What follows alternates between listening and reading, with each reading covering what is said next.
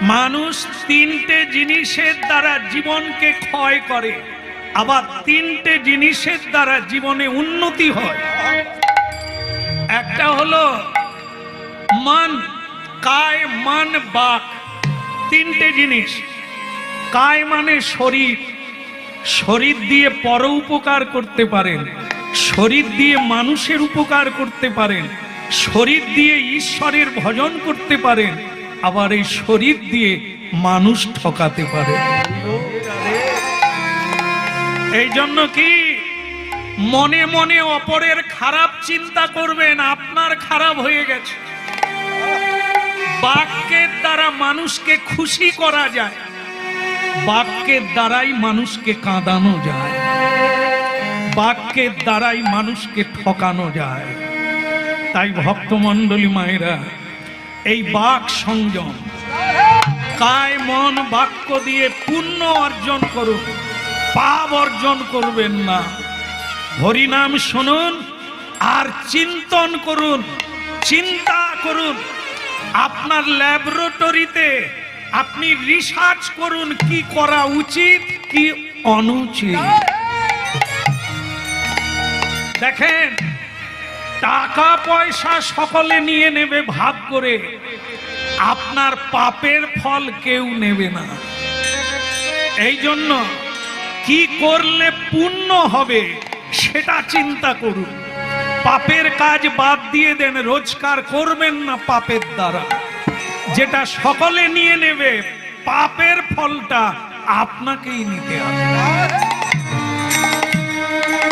না না বলো না আমারে, ভুলিতে তাহারে সুধা মাখা হরি নাম। না না বলো না আমারে, ভুলিতে তাহারে সুধা মাখা হরি নাম।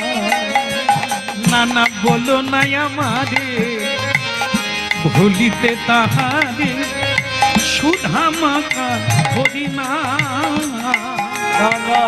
বলো না আমারে, ভুলিতে তাহারে সুধা মাখা হরি নাম। হরি নামি মোর ধ্যান, নামি মোর প্রাণ। হরি নাম মোর ধ্যান, নাম মোর প্রাণ। হরি নাম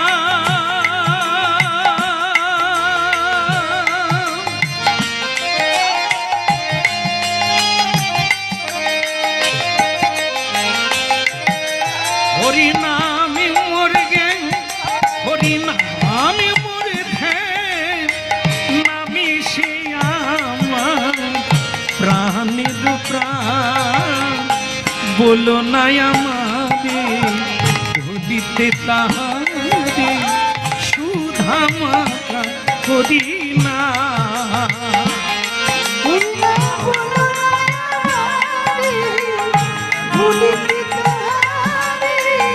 সুধা মাখা হরি নাম। না না বলো না আমারে, ভুলিতে তাহারে সুধা মাখা হরি নাম। বলো না আমারে, ভুলিতে তাহারে সুধা মাখা হরি নাম। ওই নামি আমার কান, নামি আমার ধ্যান। নাম মোর ধ্যান, নাম মোর প্রাণ। ওই নামি সে প্রাণের প্রাণ। বলো না আমারে, ভুলিতে তাহারে সুধা মাখা হরি নাম। বলো না আমারে, ভুলিতে তাহারে সুধা মাখা হরি নাম। দাঁড়া দাঁড়া, কি হচ্ছে নাকি? তুমি কি ভাবলে আমি ছেড়ে দেবো নাকি? অভিশাপ দেব।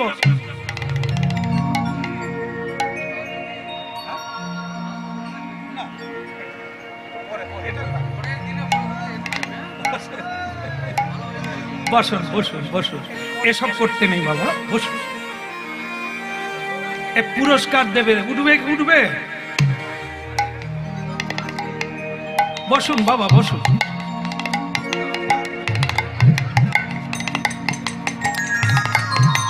বলো রাধা মাধব কি। দেখেন পুরস্কার দিতে উঠবে, পুরস্কার লাগবে না, পুরস্কার হচ্ছে আপনারা শুনছেন, এর চাইতে বড় পুরস্কার নাই। নিতাই গৌর। হ্যাঁ, পুরস্কার হবে আপনি শুনে যদি জীবন বদল করতে পারেন, এটাই হবে আমার পরম পুরস্কার পাওয়া। কেমন? তাই শোনেন, বলো রাধা মাধব কি। ওদিকের হলো কি না না, আমি খাওয়ার কথা বলি। খাবার যারা দায়িত্বে আছে তারা দিচ্ছে, যাদের খিদে লাগছে তারা খাচ্ছে। আমাদের যে খিদেটা লাগছে আগে ভরিয়ে নিতে হবে। সেটা কি?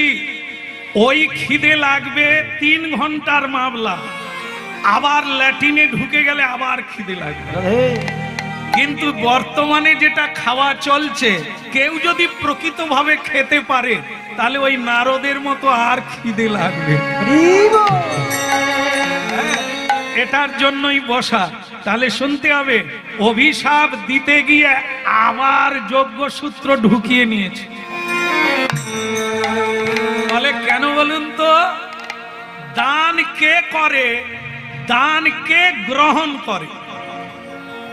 আপনারা জানেন, যার আছে সে দান করে, যার নাই সে দান গ্রহণ করে। তাহলে অভিশাপ কে দেবে?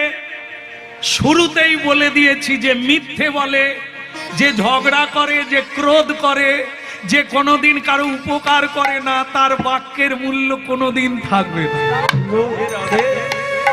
আর যে সত্য বলে, দরিদ্র হয়ে যাব তবু মিথ্যে বলবো না, রোগা হয়ে যাব তবু প্রসাদ ছাড়া খাবো না, এ লোক অনেক কিছু করতে পারে। মাটিকে ধরবে সোনা হয়ে যাবে, আশীর্বাদ করবে তো ফলে যাবে, অভিশাপ দেবে তো পুড়ে যাবে।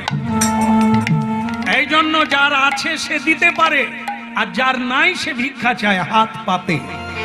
তাই গালব ঋষি দেখলো এতদিন সাধনা করে কত অর্জন করলাম, আর সেটা রাগ করে অভিশাপ দিতে গিয়ে খরচা করে দেব।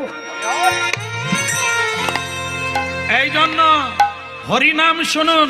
আজকের হরিনাম শোনাটা, এখানে বসাটা ব্যর্থ যাবে না, কিছু না কিছু পাবেন। কিন্তু এটা খরচা হয়ে যায় কোথায় বলুন তো? দেখবি দেখবি, তোকে আমি কি বলতে পারি? ভগবানের কাছে জানাই তোর যেন পা নষ্ট হয়ে যায়, ভগবানের কাছে জানাই তোর যেন ক্ষতি হয়। এই যে ভগবানের কাছে জানাই, ভগবান বলে তাহলে দে, কি আছে দে। ওই যেটুকু অর্জন করলেন ভগবানকে দিয়ে দিতে হবে, তবে কাজ হবে। তাই আমরা যদি চিটে ধান হই, দেব কাকে? নিজেরাই তো ভেসে আছে। এই জন্য সাধু সন্তরা দিতে পারে, আবার সঞ্চয়ও রাখতে পারে, এ বলবে না কাউকে। তাই কি করলো?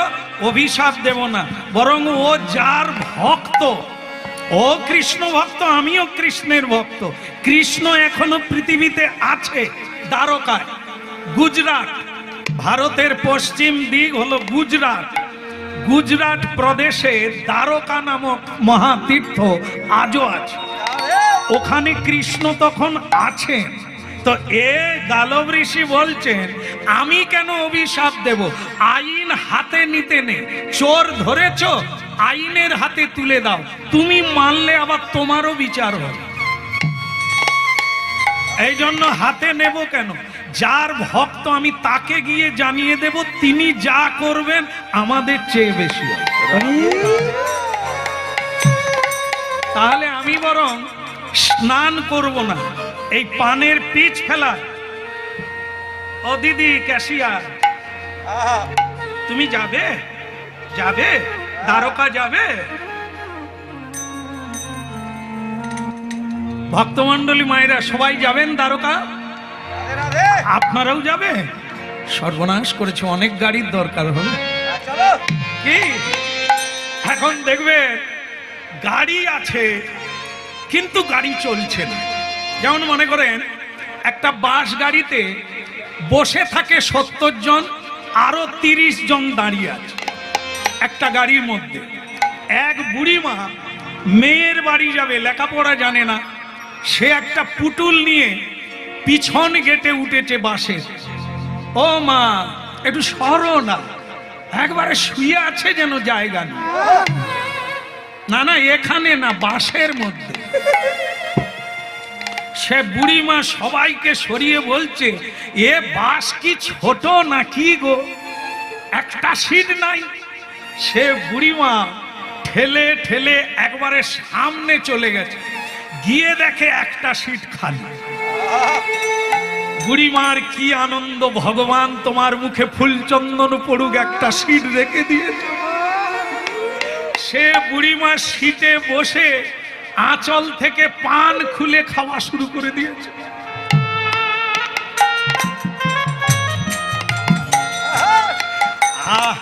এইবার আরাম করে মেয়ের বাড়ি চলে। এ তো এত লোক যদি দাঁড়িয়ে থাকলো, বুড়িমা সিট কোথা থেকে পেল? ওরে বাবা, ও সিট তো প্যাসেঞ্জারের নয়, ও তো ড্রাইভারের সিট। সে বুড়িমা তাতেই বসে গেছে, সে তো অত শত জানে না। আর ড্রাইভার চা খাচ্ছিল, সে গেট খুলে উঠে দেখে সিট রিজার্ভ। যেই গেট খুলেছে, আর ঠাকুমাও পান চিবিয়ে একবারে, এই হতভাগা, চল ওদিকে যা। সে বলে, ঠাকুমা ওটা আমার সিট। বলে, তোর বাপের সিট। কত কষ্ট করে আমি সিট পেলুম। সে বলে, আমার সিট, যা পরের গাড়ি আয়। ড্রাইভার যদি পরের গাড়ি আসে, মা গাড়ি চলবে? হায় হায়, গাড়ি চলবে না। শেষকালে লোকেও তাকে বুঝালো। ড্রাইভার বলছে, ঠাকুমা আমি গাড়ি চালাই, না চালালে চলবে না। ঠাকুমা বলে, তুই তাহলে তখন থেকে খালি ড্রাইভার ড্রাইভার, ডাল ভাত করছিস কেন? তুই তো বলবি যে আমি গাড়ি চালাই। ঠাকুমা বলে, তবে আয়, তুই নেবে গেলে আমাকে সিট দিবি। হ্যাঁ, তো এইবার বুঝুন, নৌকা আছে, যাত্রী আছে, নৌকা চলে না কেন? না, নৌকার মাঝি নাই, তাই নৌকা চলে না। জীবন আছে, সংসার সমুদ্রে আমাদের তরণী ভাসছে, না ও পারে যাচ্ছে না এ পারে আসছে, মাঝ সমুদ্রে কেবল টলমল করছে। কেন? মাঝি নাই। আমাদের জীবনের মাঝি কে? হরি নামের তরিখানি গুরু, সে কান্ডার। গুরু হলেন কান্ডারি। এই গুরু ছাড়া জীবন তরি চলে না। তাই আমাদের শ্রী গুরুকে সঙ্গে করে জগৎ গুরুর কাছে যেতে হবে। বলো গুরুদেব কি, পরম দয়াল শ্রী গুরুদেব কি। চলো আমরা দ্বারকা যাই। হরে মুরারে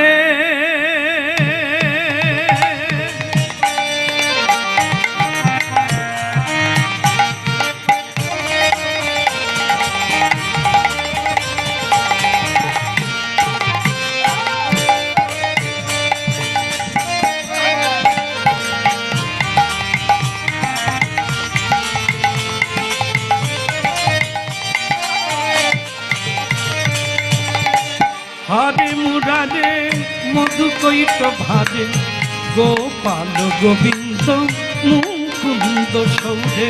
হরে মুরারে মধু কৈত ভারে, গোপাল গোবিন্দ মুকুন্দ সৌরে। হরে মুরারে মধু কৈত ভারে, গোপাল গোবিন্দ মুকুন্দ সৌরে। হরে মুরারে মধু কৈত ভারে, গোপাল গোবিন্দ মুকুন্দ সৌরে। হরে মুরারে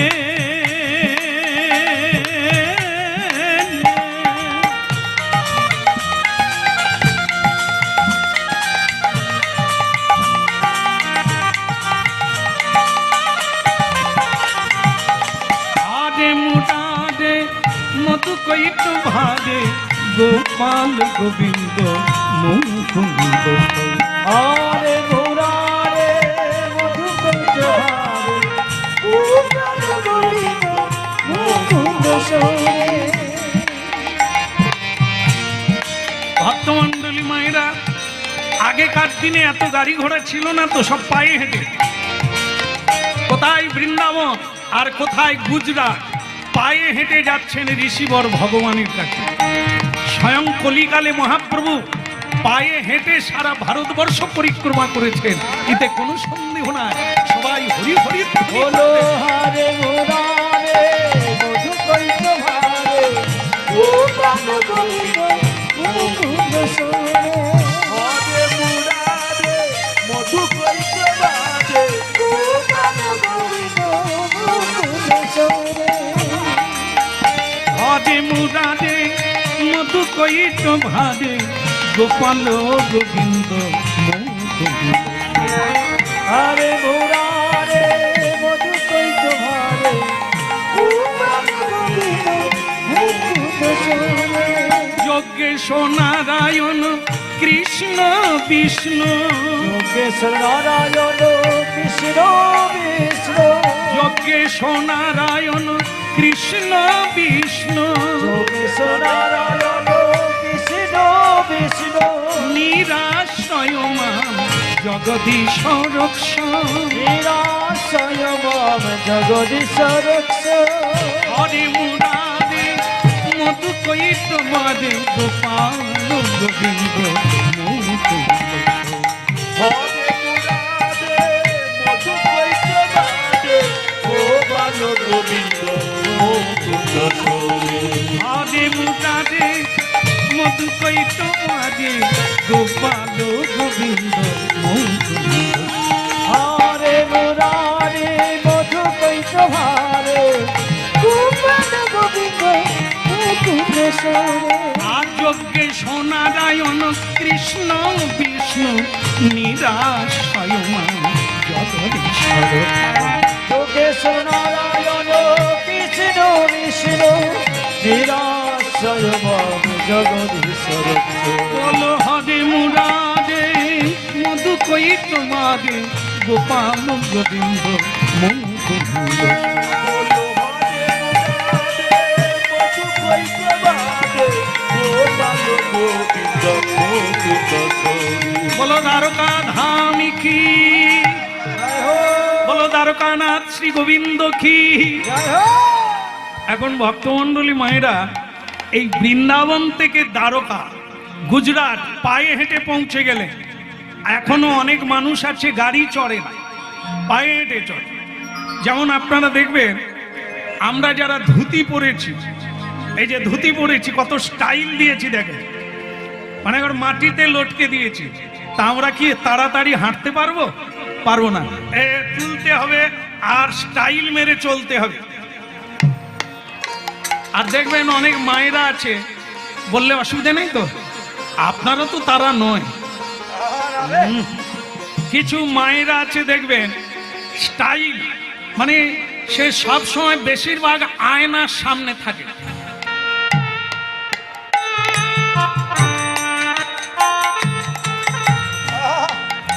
তারপরে দেখবেন ঘন্টার পর ঘন্টা শাড়ির ভাঁজ ভেঙে যাচ্ছে, আবার পড়ছে, আবার খুলছে, আবার। এদিকে বাড়িতে কত কাজ, মাঠে কত কাজ, যাচ্ছে না। আর এরা শুধু স্টাইল করে, এদেরকে আলমারিয়ে রাখা যায়, কিন্তু ভগবানের সেবায় বা বাড়ির কাজে লাগানো যায় না। আর যে মেয়েরা সংসারে কাজ করে, তারা কি করে? কোমরে কাপড় বেঁধে, বাবা কি করতে হবে বলুন, আপনি চিন্তা করবেন না, আমি তো আছি। এরা কি করে? শাড়িটাকে একটু উঠিয়ে পরে, তবে তো দৌড়াতে পারবে। আর যদি আমার মতো স্টাইল মারে, তাহলে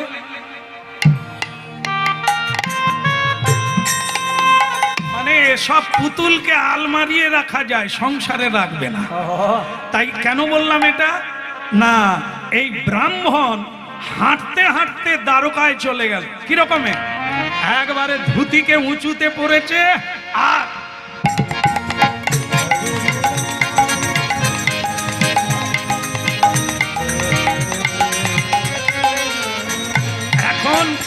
ছেলে মেয়েরা কি কেউ হাঁটছে? হাঁটাই বন্ধ। খোকন, এ দোকান থেকে জিলিপি নিয়ে আয় না রে। বলে মোটর সাইকেল না দিলে যাব না। ওরে 2 মিনিট লাগবে, তা হলো বা মোটর সাইকেল ছাড়া অতটা রাস্তা হাঁটবো? এরাই খাবে আবার হজমের ট্যাবলেট খেয়ে ঘুমাবে, ডাক্তারে পয়সা খাবে। এই জন্য এখন ভালোই হয়েছে, আমরা দেখি রাস্তায় ডাক্তারও বলে দিয়েছে ঔষধে কাজ হবে না, ভোরবেলা উঠে 4 মাইল হাঁটো। এবার বুঝুন অবস্থা কি, হাঁটা বন্ধ হয়ে গেছে। সে মানুষটা বৃন্দাবন থেকে গুজরাট হেঁটে চলে বলো দ্বারকানাথ কি কি হলো, ঝিমিয়ে গেলে না হাঁটতে হাঁটতে নাকি? বলে জোর করে বলো বৃন্দাবন ধাম কি, দেখা হবে কি? একজন এরা তো গেছে ওই রকম, মানে তখন সেই দ্বারের দাঁড়িয়ে এরকম করছে।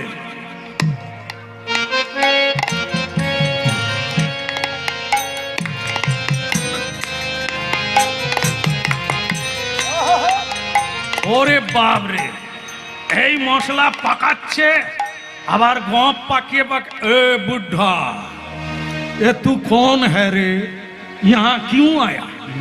भाग जा यहाँ से, ये राजबाड़ी है, या खड़ा मत हो बेटा, भाग जा यहाँ से। ऋषि बोले ये कार बेटा, ये আবার আমাকে বলে ভাগ যা, চল হাট। তোর বাপ আমাকে প্রণাম করে। ওর বাপ মানে কি? ওর বাপ হচ্ছে কৃষ্ণ, যার বাড়িতে কাজ করে সে হচ্ছে কৃষ্ণ।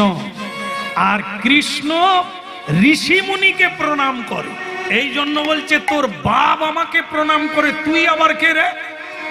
সে দারোগা তখন বলছে আপনার পাতা কি, মানে এখন যেটা বলা হয় কি কার্ড যেন, আলো কার্ড নাকি আধার কার্ড। হরিনাম শুনতে গেলেও আধার কার্ড লাগে। হ্যাঁ, এই আমরা আধার কার্ড নিয়ে ঘুরি, আমাদেরও রাখতে হয়েছে। যেখানে সেখানে ধরে বলে আপনার ঠিকানা কি, আমি বললাম আধার কার্ড দেখো। তাই আপনারাও হরিনাম শুনতে গেলে আধার কার্ড আনবে, না হলে বলবে কোথাও বাংলাদেশ থেকে ঢুকে গেছে। যাই হোক, ঠিকানা রাখা ভালো, ঠিকানা ভুলে গেলে সব ভুলে যাবে। এখন বলছে তা তোমার পাতা क्या है, পাতা क्या है, তোমারা নাম क्या है?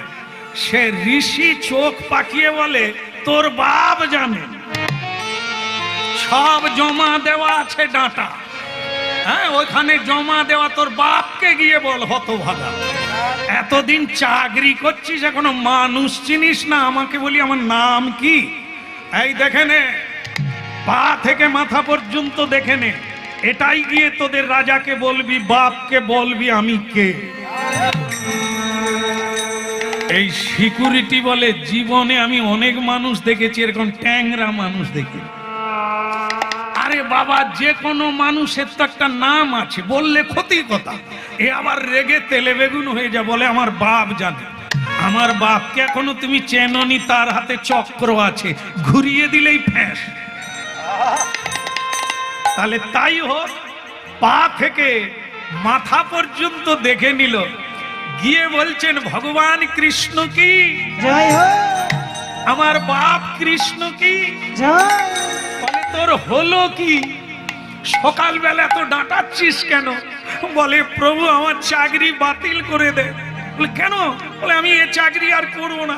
বলে কেন? খালি গেটে ঝামেলা হয়, কত রকমের লোক যে কত জায়গা থেকে আসে আমি বুঝতে পারি না।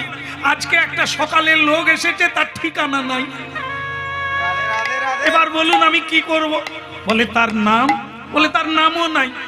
কি বলিস রে? যারা মায়ের গর্ভে জন্ম নেয় তাদের নাম আছে, যারা জন্ম নেয়নি তাদের নাম নাই। তা কিরকম মানুষ রে, তার নাম নাই, ঠিকানা নাই, তাকে দেখতে কেমন?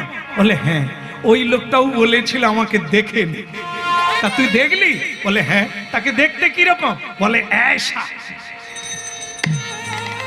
ভগবান বলে তুই কাপড় তুলছিস কেন? না বা, এই এত লোকের মাঝে কাপড় তোলে না বা।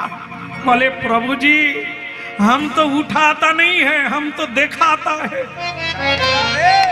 দেখাচ্ছিস কিরকম? ऐसा বলে कैसा বলে এরকম কাপড় উঠে আছে হাঁটুর উপরে। ভগবান চিনে নিলেন এ কোন ধরনের মানুষ। আরে বাবা, কাপড় জামা পরা, ব্যবহার করা, খাওয়া দাওয়া দেখলেই বোঝা যাবে জানোয়ার না মানুষ, না দেবতা, না দানব। এ বোঝা যাবে, বললেই বোঝা যাবে কি খায়, কি করে, কোথায় যায়, কেমন দেখতে, বোঝাই যাবে, মানুষ চেনা যাবে।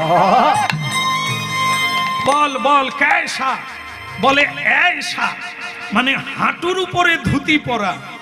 ভগবান বলছে সাধারণ মানুষ না, হাঁটুর উপরে যারা ধুতি পরে তাদের কোনো অহংকার নাই, স্টাইল নাই।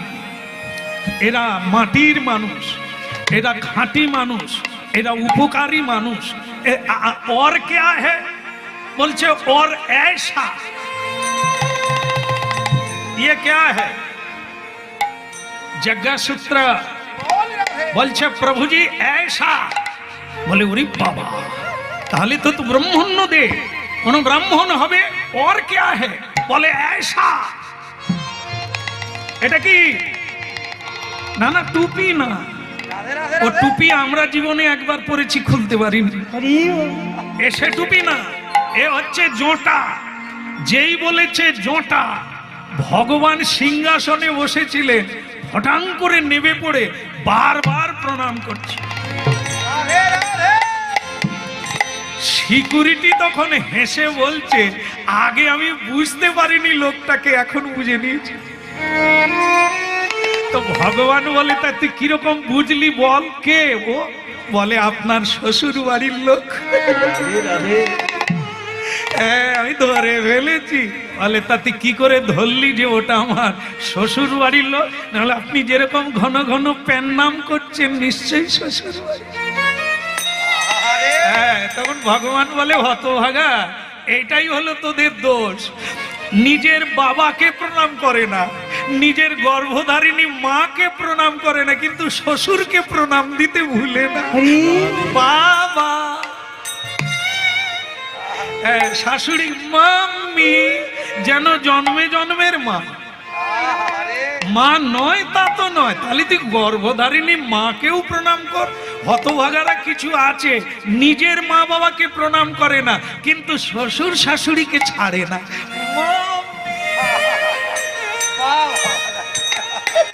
সে কি কায়দায় করে, আবার শাশুড়িও সেরকম। বাবা,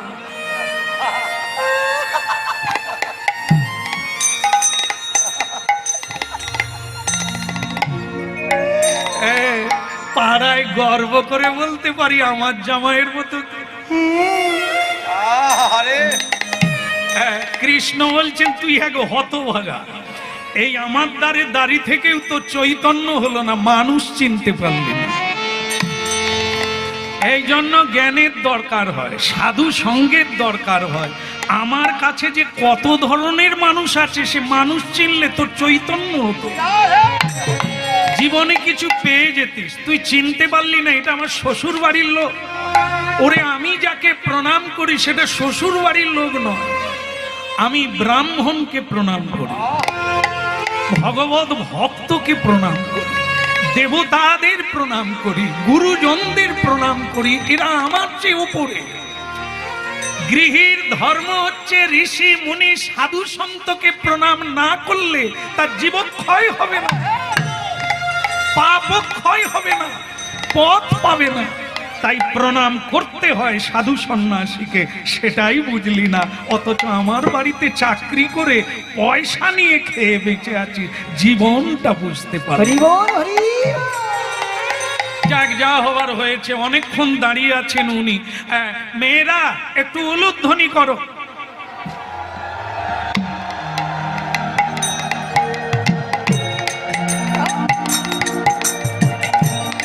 আচ্ছা, আমার মায়েদের চরণে প্রণাম। একটু চেপে যান, আপনারা একটা ভুল বুঝবেন না। মায়েরা উলুধ্বনি করো। আমার এত বড় সাহস হয় না যে আমি আপনাদের দেশে এসে আমি আপনাদেরকে তুমি করে কথা বলতে পারি। আপনাদেরকে আমি উলুধ্বনি করতে বললে বলতাম আপনারা একটু উলুধ্বনি করুন, কিন্তু এখানে বলা হয়েছে মেয়েরা উলুধ্বনি করো। করো মানে আপনারা না, ভগবান শ্রীকৃষ্ণ তার পত্নীদের বলছে তোমরা একটু উলুধ্বনি। তা বলে যে আপনারা দিয়ে ফেলেছেন মুখ ব্যথা হবে তা নয়, এও কাজে লাগবে গোবিন্দের